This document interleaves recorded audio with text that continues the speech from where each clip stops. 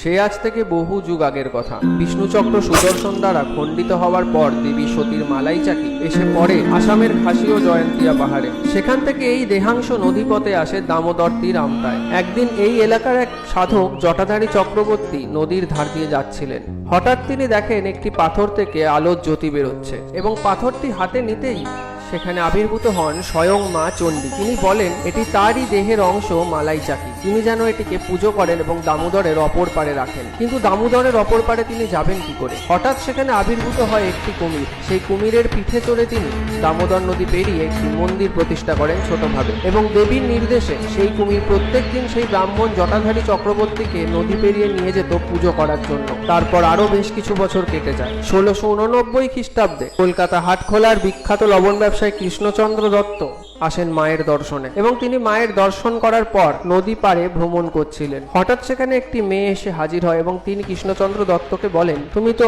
অনেক পয়সার মালিক, তুমি মায়ের একটা বড় মন্দির তৈরি করে দিতে পারো না? তখন কৃষ্ণচন্দ্র দত্ত বলেন, আমারও সেই ইচ্ছা হচ্ছে, কিন্তু তুমি কে মা? তুমি তো আমায় চেনো না। তখন সে মেয়েটি হাসতে হাসতে স্বয়ং মা চণ্ডী রূপে পরিবর্তিত হয় এবং কৃষ্ণচন্দ্র দত্তকে আশীর্বাদ করেন। 1649 খ্রিস্টাব্দে প্রতিষ্ঠিত হয় মা মেলাই চণ্ডী মন্দির। আগে এই মন্দিরের নাম ছিল মালাই চণ্ডী, সেখান থেকেই বদলে হয়েছে মেলাই চণ্ডী। বলা হয় এই মায়ের শরণে গেলে প্রত্যেকের রোগ মুক্তি হয় এবং সমস্ত বাধা কেটে যায়।